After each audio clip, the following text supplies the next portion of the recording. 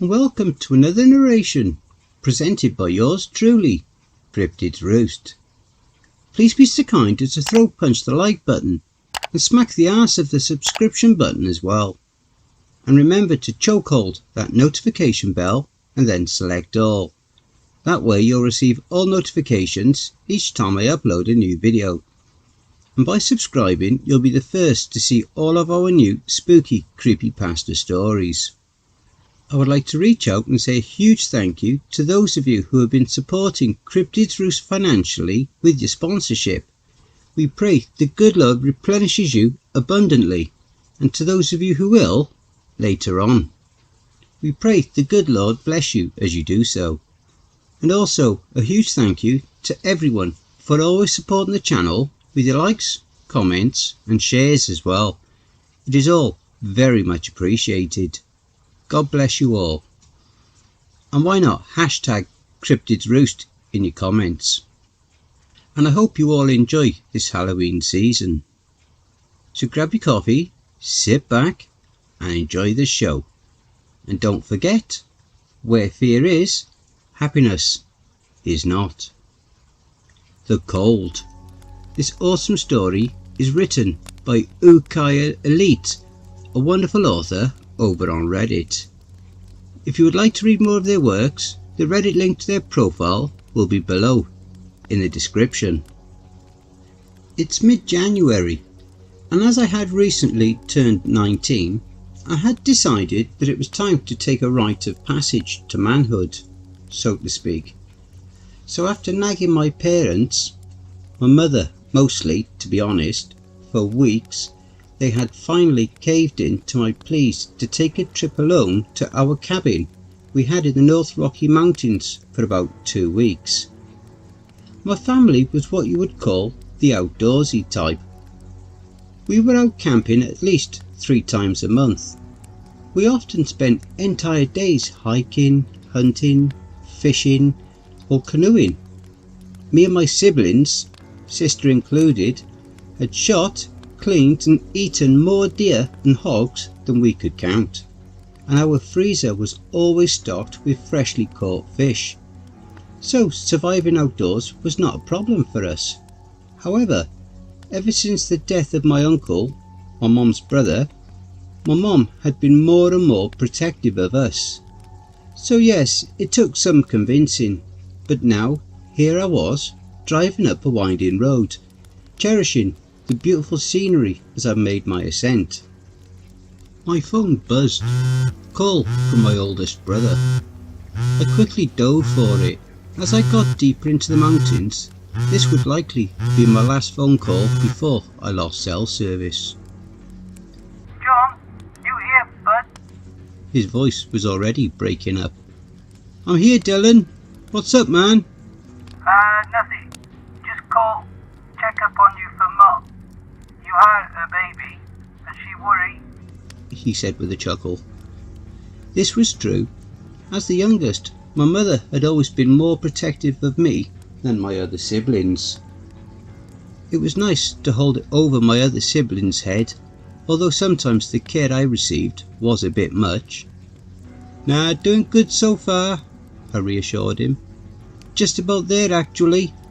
But hey, I'm about to lose service. I'll be off grid for about 2 weeks. If I decide to stay 3, I'll head back down so I can call and give you guys a heads up. Sounds good. I'll let you get to it. He laughed. Don't let yourself get eaten by any... I looked down at my phone. No service. Smiling, I threw my phone down on top of the duffel bag next to me. I was cut off from the world. This was going to be a great 2 weeks. The first 3 days were uneventful. I hunted, gathered wood, lounged about, and took day-long hikes, just me and my thoughts. It was heaven, really. Day 4, that's when it all started to go to hell. I had just shot a deer, a buck nonetheless, and I don't like to brag about it, but it was a big one. By far the biggest I have ever shot. Its antlers spanned 4 feet and would probably have kept me fed for most, if not all, of the remaining time I would spend here.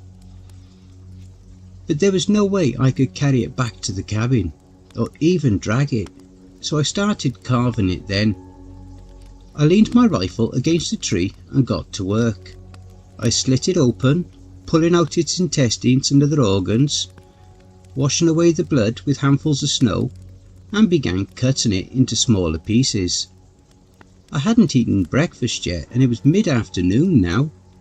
I was pretty hungry, so I cut off a decent sized portion of venison, stabbed my knife into the tree above my rifle, and headed back to the cabin. My plan was to roast it slowly over the fire while I went back to finish up some more with the deer, and by the time I came back it would be ready. So I got to the cabin, started a fire and put the deer on the grate above it, used the fire for a bit to warm up, and headed back out. I trudged through the snow, making my way back to the deer. I was about 5 minutes from the spot when I felt a strange chill. It was cold, of course. The thermometer at the cabin had read 20 degrees Fahrenheit, but this was different. It seeped through my well-bundled body, penetrating my core. I glanced around. I'm not sure why, but I did, and I saw something. A dark figure, about my height, ducked behind a tree, about 15 yards away. This generally didn't worry me. This was a public mountain, and it was a beautiful time of the year. Why wouldn't there be other people up here? "Hey, buddy!" I called. No response. "Hey, you lost man?"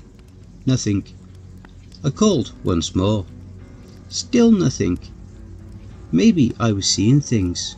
I considered going over to investigate the tree, but thought better of it. It was cold. I had food cooking at the cabin, and I didn't want anything getting to my deer. Wolves were a problem out here, so with a sigh I continued to the spot of the deer. The area was spotless when I arrived. At first I thought I had misplaced my steps. My deer was at another area, but no, there was my knife still wedged into the tree right above my rifle. I walked over and yanked out my knife, then picked up my rifle. A glint caught my eye. I looked down at my knife. It was spotless. I had left the knife the way it was, covered in bloods and bits of meat when I had stuck it in the tree. But now it was impossibly clean. Even the tip, where I had stuck it in the tree, was shiny and clean. I turned around. There was nothing there. I mean, there was literally nothing there. When I had left, the ground had been covered with blood, pieces of meat, bits of intestines strung out, and most noticeably, a deer. But now there was nothing. The ground was pristine white. It looked as if there had never been anything there to begin with, not even footprints of the culprits or my own, I realised with a start. The snow looked untouched. The only footprints were those of the ones I had made right then. I lifted up my foot and put it back down. It sank into the snow with an icy crunch. The snow was old, very old, I knew. It hadn't snowed since the 4 days I'd been there. Every crunch of the boots was a reminder of that, so there was no logical explanation as to why there was no longer any footprints in the snow, or anything in the snow for that matter. An entire butchering site, gone. Every sliver of meat and drop of blood, in the span of 20 minutes. Stumbling backwards, I turned and ran all the way back to the cabin. I expected at least to return to the smell of the cooked venison. That was gone too. I went to bed early that night. The next day, today, was when it all ended. Yesterday's events had shook me, but this was different. I had spent all day inside. Our cabin, unlike most, was solar powered, and we had working lights, a fridge, a stove. What my father had refused to add, however, was a heating system, opting instead to just install a big fireplace in the living room and 2 smaller ones in the bedrooms, saying it ruined the camping experience. As if the working lights and plumbing didn't already do that. But that was fine by us, really. The cabin was mid-sized, had only 2 bedrooms, a bigger one for my 2 brothers, father and myself to sleep in, and a smaller one for my mother and sister to sleep in. Besides that, it had 1 small bathroom, a small kitchen, since we opted to do most of our cooking outside anyway, and a small living room. It didn't take much to keep the cabin toasty, even on the coldest days, especially since I had just shut the bedroom doors to keep the heat in the main part of the cabin, so staying indoors was not uncomfortable. Glamping, as my buddy Jax says. I spent the day writing, sleeping and reading. I cooked a few packs of frozen hot dogs my dad insisted we keep in the cabin for food. It was a good day, and the bizarre events of the other day quickly fell away. I still could not explain the reasons as to why it had happened, but I didn't care. I wrote it off as a strange phenomenon of nature. Some hungry wolves had dragged it away, licked up all spare traces of blood and guts, even off my knife. And as for the footprints and the figure behind the tree, I didn't know or particularly cared at that moment, as I had noticed the fire had died down once again. I had spent the day restocking it with a small pile of wood we kept in the house. All at once I felt a strange chill from yesterday. This time I wrote it off as the dying fire letting a chill into the air. I glanced outside. It was already 9 and almost pitch black. Luckily I had stockpiled a nice pile of wood right on the side of the house, so I wouldn't have to go to my area and chop some. I pulled on my jacket, but the chill remained. I opened the door and flipped on the outside light, as the small sliver of moon hanging above me did little to brighten up my surroundings. Where was a full moon when you needed it? I walked down the steps and towards the side of the cabin where the pile of wood was, my boots crunching noisily in the snow. I rounded the corner and ran into nothing. The wood was gone. Not a single sliver of wood remained. Even with little light I could see that. As if there had never been any there in the first place. I turned towards the woods. I was scared and angry. We had no neighbours, not for at least 3 miles. And even he was a half senile old man by the name of Herb. The kind of man who took crack shots into the woods for fun, or who brewed his own moonshine. I turned back towards the woods, watching it tensely.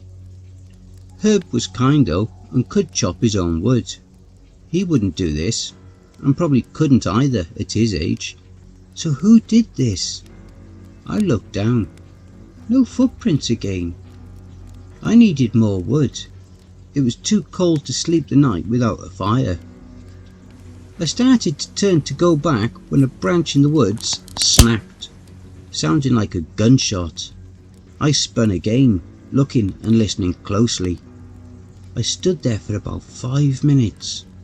No more noise sounded from the dark forest. Walking backwards slowly, I continued on to the cabin.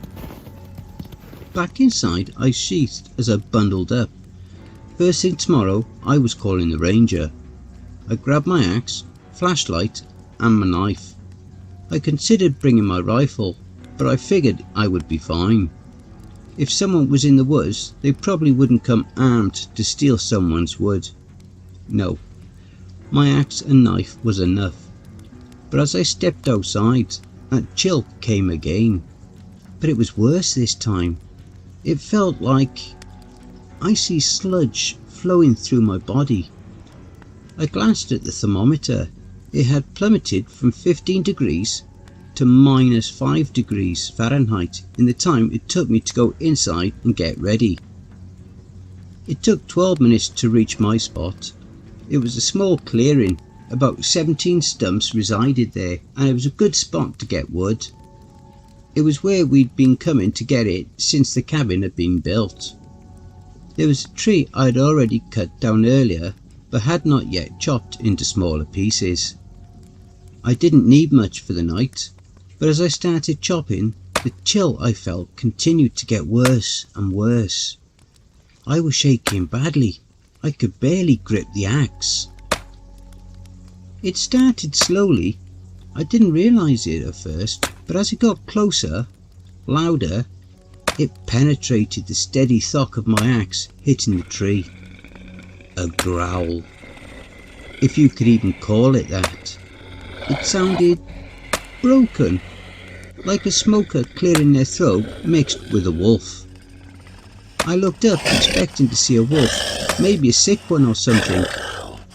It wasn't a wolf, not fully anyway. It stood on its hind legs. Its body was wolf-like enough, though slightly human. It was impossibly skinny. I could count each of its ribs, even through its heavy coat. Its colour was off. To say it was dark black simply wouldn't do the justice of just how black it was. It seemed to absorb what little moonlight hit it, and even the light of my flashlight. And its eyes. Its eyes. It didn't have any. Just two gaping black holes the size of golf balls where eyes should have been. And those holes, if its fur was black, they almost seemed to glow. They reminded me of black holes, how they absorb everything, even light itself. They seemed to stare right through me. It stood about 10 feet away, arms down at its side, panting, impossibly calm for something that looked like it ripped me to shreds in seconds. I stood up straight. I was unsure of what to do. As I stared at it, the chill kept getting worse and worse. Slowly, as if woken from a deep sleep, it opened its mouth, impossibly wide. It seemed to stretch all the way around its head. I saw a mouthful of crocodile-like teeth dripping with saliva, looking like they could crush bone. It suddenly let out a terrible, unnatural screech and threw itself at me. I jumped, turning to run. Run, run, run. That was the only thought going through my head. I needed to get away. That was obvious. But I only actually made it 2 steps as I suddenly felt a painful twist in my leg and I fell. I turned to see my foot had gotten wedged between 2 rocks. I looked up. The thing was now in the air, hideous claws reaching towards me. Its mouth seemed to open in a wide grin as it descended on me. At the last second I rolled, wrenching my leg free with a painful twist and possibly a crack. I don't know. I couldn't hear over the sound of that terrible screech. I wasn't fast enough though, and its razor sharp claws ripped into my side as it landed next to me. I had expected to feel pain, like fire is how I heard being stabbed described before. But this wasn't. It was cold, freezing, like plunging into a lake in the middle of winter. It hit with a shock and spread through my entire body. I gasped. The freezing claws made it impossible to do anything else, and somehow focused through the cold enough to grab my knife and plunge it into the back of the hideous thing that was trying to kill me. It bellowed in pain, in anger, as a dark, thick, blood-like substance leaked out and ripped its claws from my side. Warmth instantly returned to my body, though not much. I scrambled up and ran. Each step shot excruciating pain up my leg. My ankle was badly sprained, and my foot may have been broken. My side was oddly numb, but I knew I couldn't stop. I kept running. I glanced back, and I'm not embarrassed in the least to say that I wet myself right there. Only about 15 feet behind, led by my initial attacker, was a whole pack of them, all unnaturally black, no eyes, mouths open impossibly wide. Somehow I found it in me to run faster, my legs screaming as I wept like a baby while running for my life. It felt like an eternity before I saw lights up ahead through the trees. My cabin! I let out a sob of relief. I managed to run even faster. I burst out of the forest into the clearing, at this point screaming like a madman. I shot up the steps, whipped open the door and slammed it with a loud bang. I expected to hear them hit the door, try to get in, but outside remained eerily quiet. I sank to the floor, sobbing uncontrollably and holding my side. I was too worried about what I might find to check outside. I was scared out of my mind. I didn't know what those things were, and I didn't want to. I wanted to curl up and die. I was so scared. I sat that way crying for a long time. After a while I shakily stood up and peered out. There was nothing there that I could see. My car sat out there and the woods a little beyond, but I knew they were still there, waiting for me. I was sure I could see them running around at the edge of the forest. I was not leaving this cabin. I would bundle up through the cold, fireless night, and in the morning I would break for my car and never come back here. That was my plan anyway. But apparently it wasn't theirs. In the rooms, glass shattered. I had to close the doors to the rooms in an effort to keep the heat in the living room and kitchen. Those doors now burst open, one flying off its hinges and flying across the room. I wasted no time. I had to get out. I flew out the front door, slamming it behind me in a feeble attempt to slow them down. I ran at full sprint towards the car, the pain in my leg nothing but a distant ache in my mind. I could hear them moving in the woods, that horrible growl seeming to come from everywhere around me. After what seemed like an eternity, what was really a few seconds, I reached the car and grabbed the handle and almost cried in relief when it opened. I jumped in, slammed down the power locks and slapped my thighs for my keys. My keys! I had left my keys on the kitchen counter. Instinctively I looked back at the house. My breath caught in my throat. Crowded around the windows, staring dead at me with those things, and that's all they did. Stare. They reminded me of children looking through the window of a candy store, staring longingly at the goods in the window. At the same time I somehow managed to feel a thrill of joy. I had taken automotive class in school, and one of the many things I learned then was how to hotwire a car. I slid my seat back and bent over to pry off the plastic covering.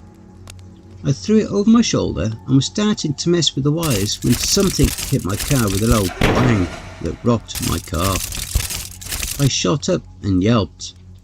They had abandoned the house and were now all around my car. Some walking upright, some scampering around on all fours. There was even one on the roof. I jumped as the one to my right suddenly lunged, cracking the driver's side window. I bent over again and found the two wires I needed and started trying to spark them. Two more bangs sounded above my head. I was afraid to look up.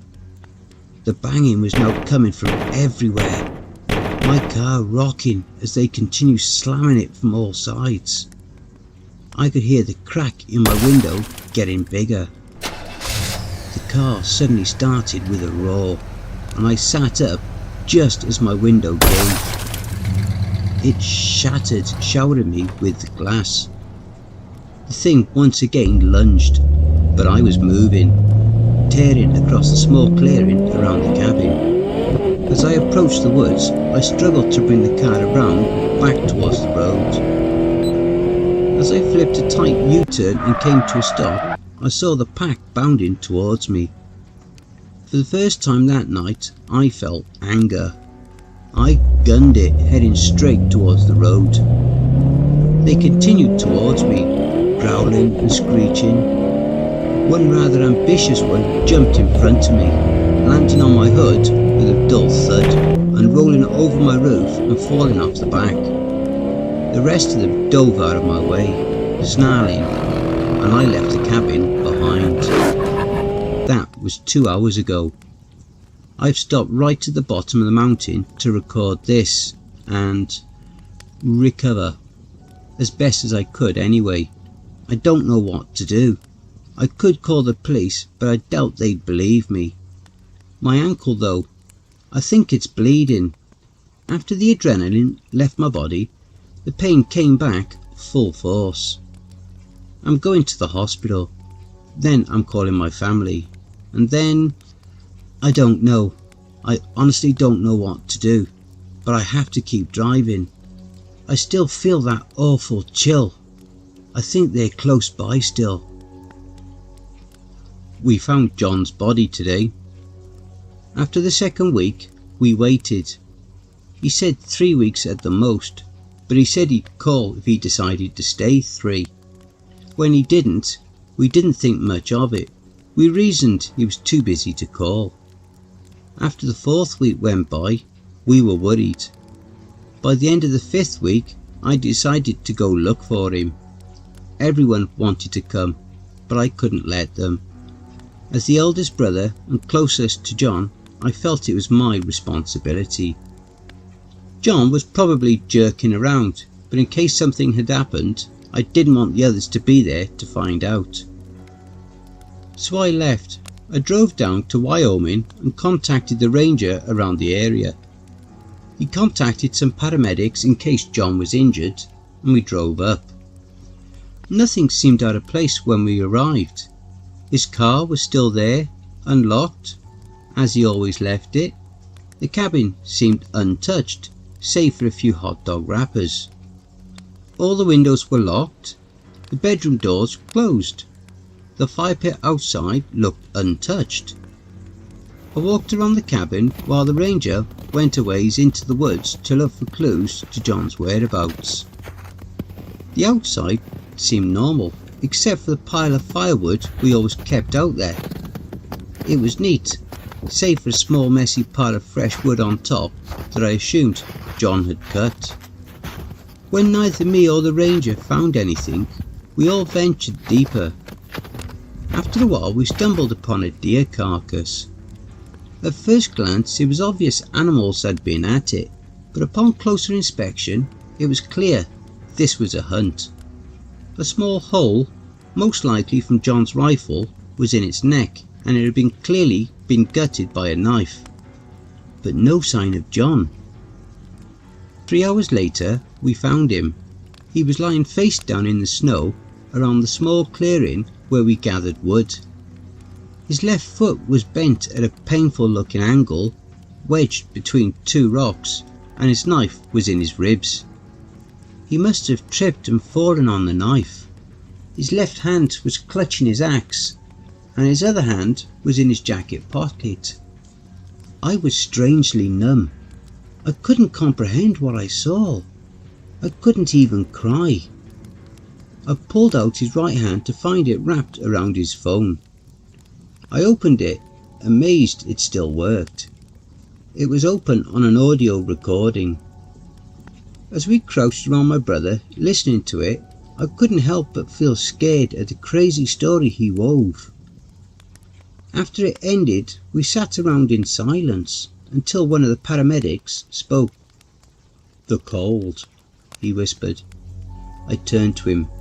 "What did you say?" There was something unsettling about his tone. "The cold," he said again, louder. "The cold will make you see some crazy things. I've heard stories like this before. Oddly enough, sometimes the things I've heard described are strangely similar to what this boy described. but it's all in your head. On some level, your body knows it's over and there's no way out, and sometimes it starts making you see and feel things to cope, to make it easier to comprehend, I guess. He said he felt a strange chill. That was the hypothermia setting in. Those claw marks he felt, the knife stabbing him when he fell. But what about everything else? I asked angrily. What about the chill he felt before? Or the wood? Or the deer? Or the... Look, kid, he said, you saw it yourself. There's nothing up here. Maybe your brother was on something. My brother doesn't do drugs. He's smarter than that. The paramedic just shrugged. I turned back to my brother's frozen, lifeless body. I felt overwhelmingly sad. Here was my brother, my best friend, lying dead. He deserved better than this. He would have had a good life. He had a loving girlfriend and a nice job. He was liked by everyone. He deserved better. The tears started flowing then.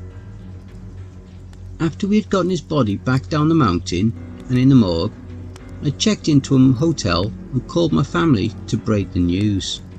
We cried, my mum especially. He really had been her favourite.